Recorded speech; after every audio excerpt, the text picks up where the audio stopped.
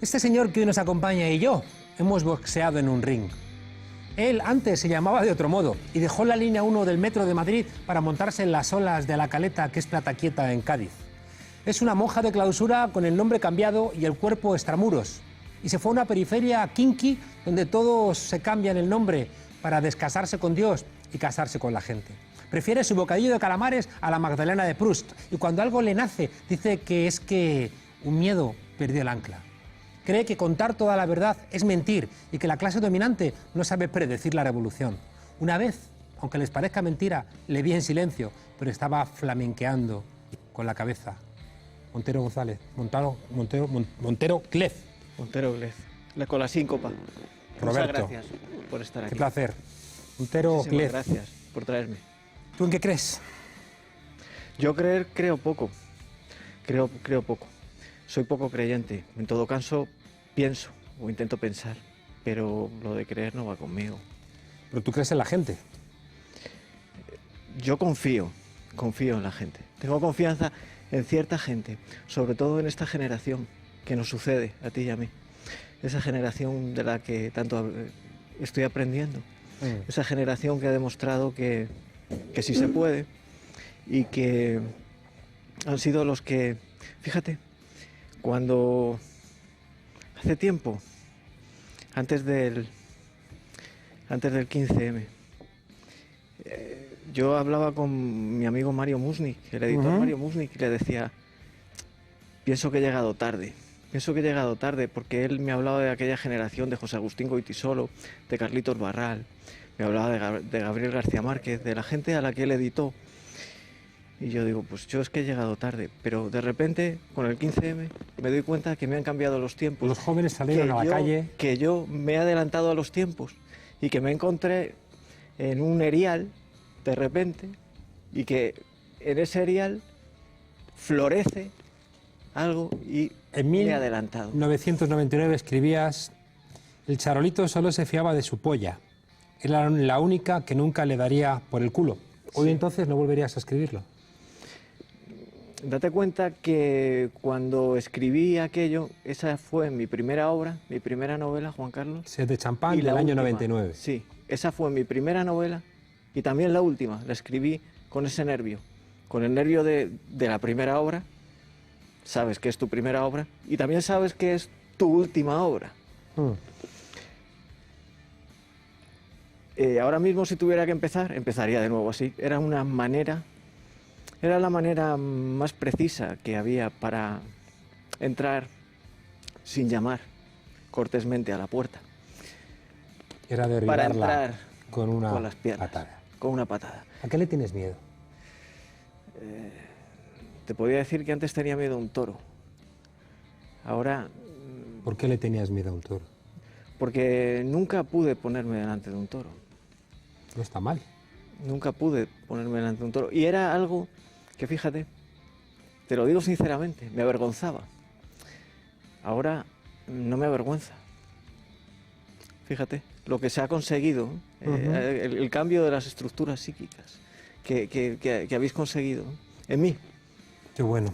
Y ahora mismo lo que tengo miedo, lo que me da miedo, es la política neoliberal que sea todavía más asfixiante de lo que es.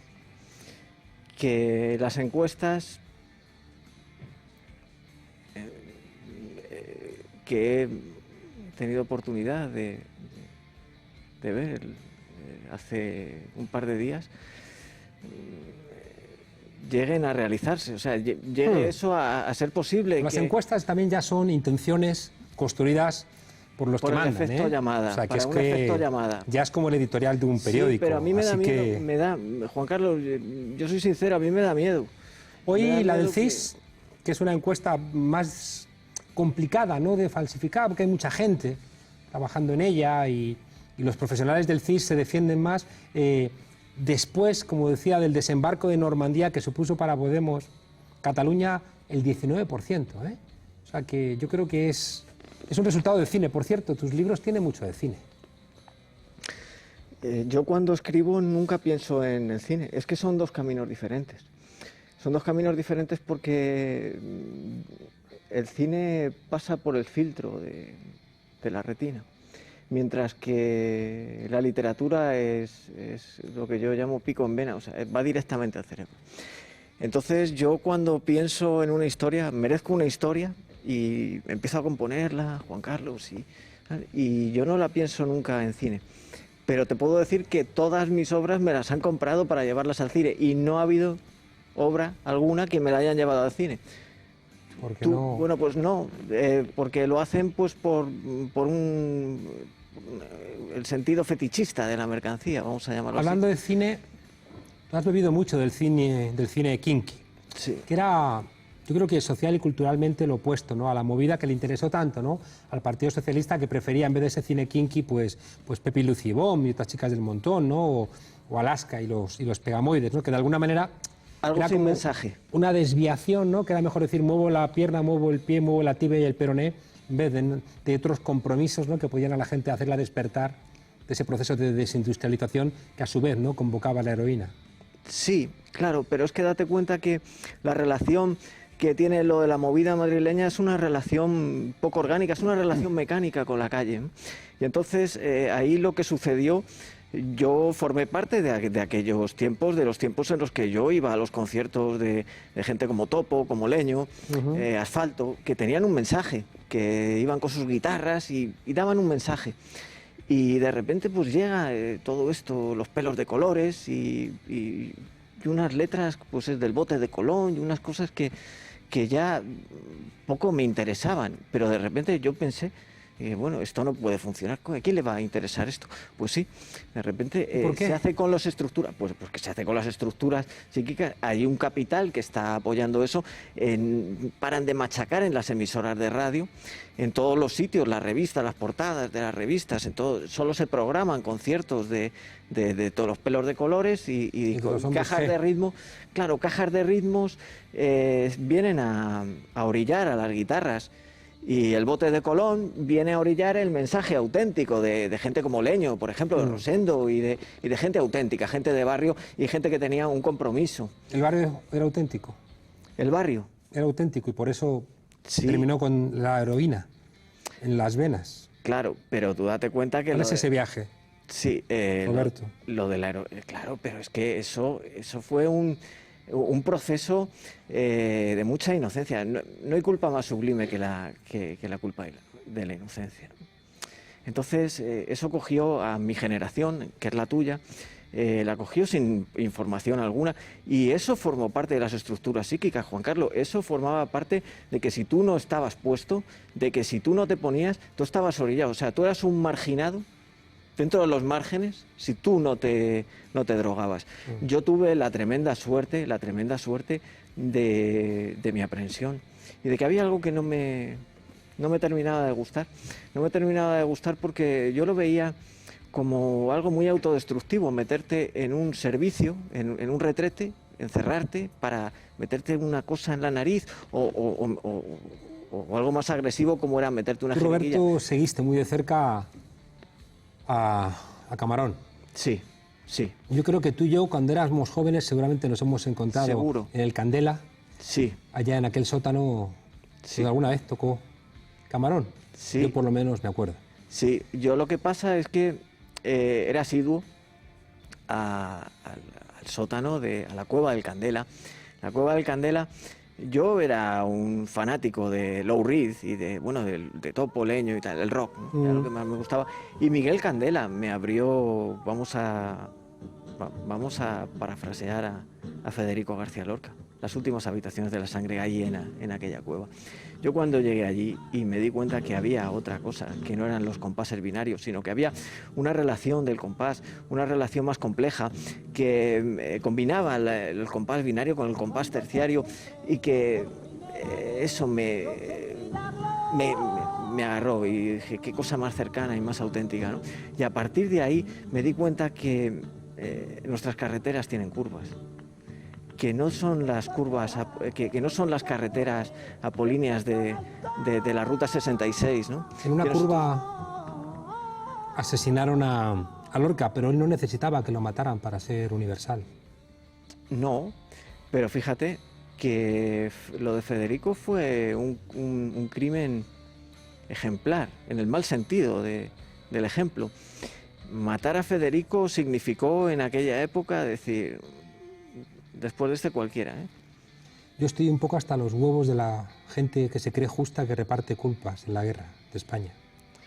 Claro, es que ahí, además, fíjate, ahora se está instrumentalizando mucho la figura de Chávez Nogales.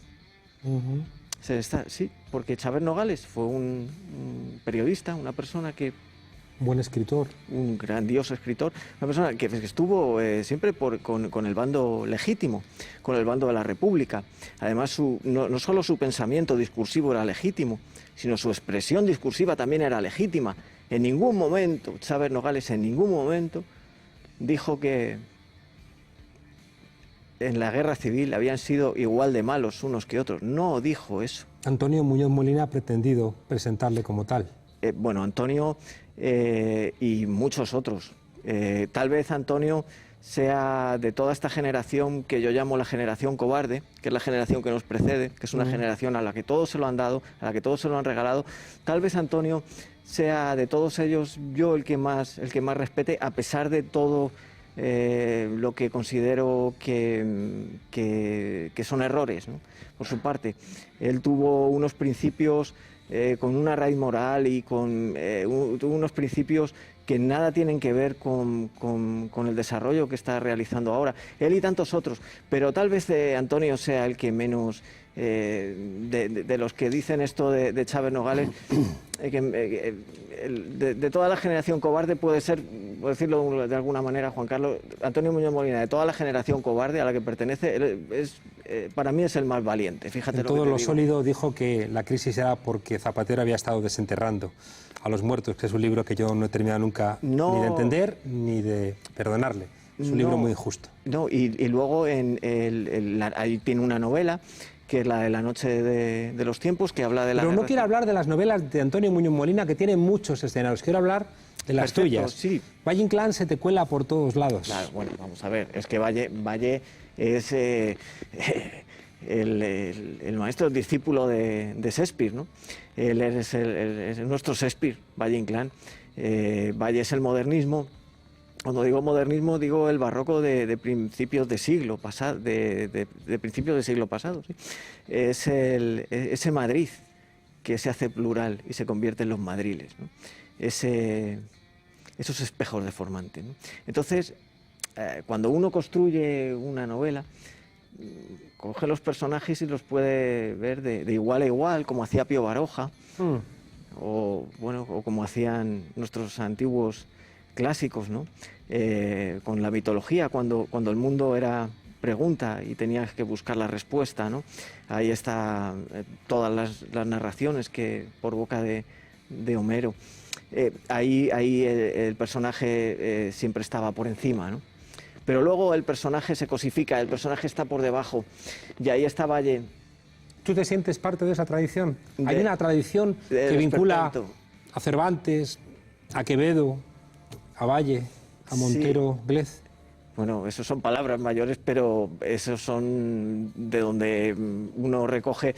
Ahí fijándome en mi maestro, que es Camarón. Camarón era el señor de los tiempos y de sus mudanzas, porque conseguía recoger el pasado, traerlo al presente y proyectarlo al futuro, ¿verdad?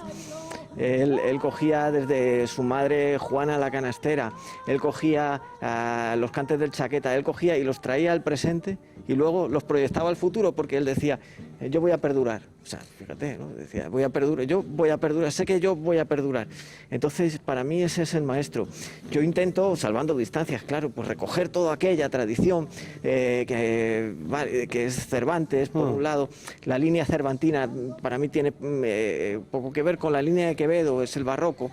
Quevedo, Valle, que luego cuando... Solana en la pintura, ¿no? Solana, tal, y entonces, claro, yo cojo estos, ellos son mis maestros, ahí es de donde yo he mamado, ¿no? Yo te leo pechos cautivos, caramelos venéreos.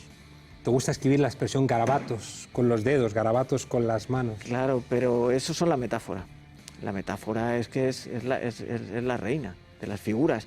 Date cuenta que sin metáfora el lector no se queda ahí enganchado, ¿no? Leyéndote, Roberto, queda la sensación de que para saber lo que pasa en nuestro país tienes que estar o forrado de pasta, o ser un cabrón, o ser yonki, o prostituta, o maricón.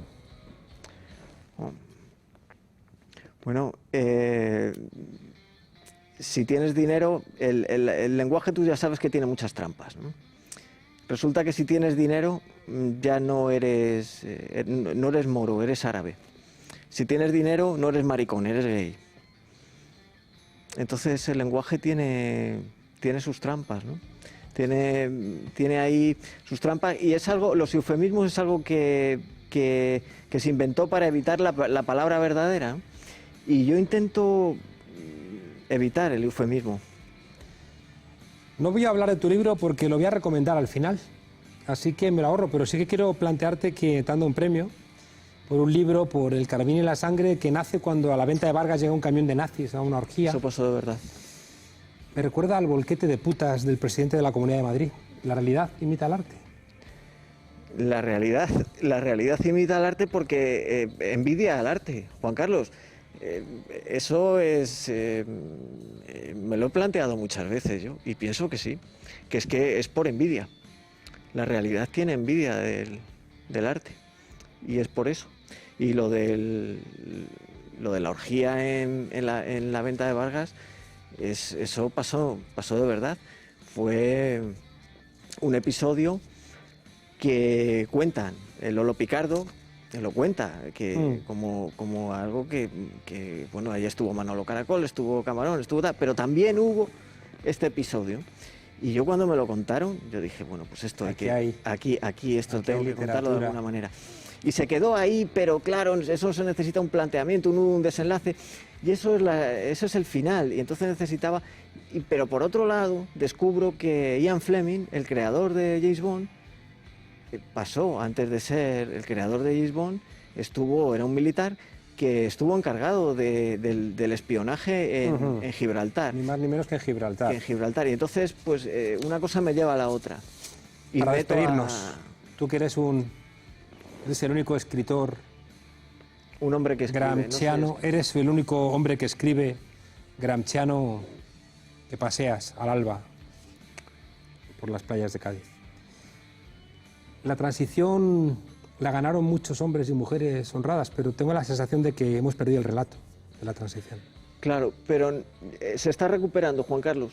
Se está recuperando el relato de la transición. Y se está recuperando gracias a esa generación que nos sucede. Esa generación que sale un 15M, que a mí me dio la vida, que salen a decir no nos representan. Ahí es cuando se empieza a construir el nuevo relato. Y los que están evitando que se construya son los que tienen miedo. Pero en tanto en cuanto tengan quien les escriba, está la batalla ganada. Pues Roberto Montero Glez, una persona, ya ven, que se atreve. Muchísimas gracias por venirte aquí a la frontera, ni más ni menos. Gracias a ti, gracias al equipo. Y seguimos leyéndote. Muchas gracias, Juan Seguimos con la sangre bullendo cuando te leemos. Muchas gracias.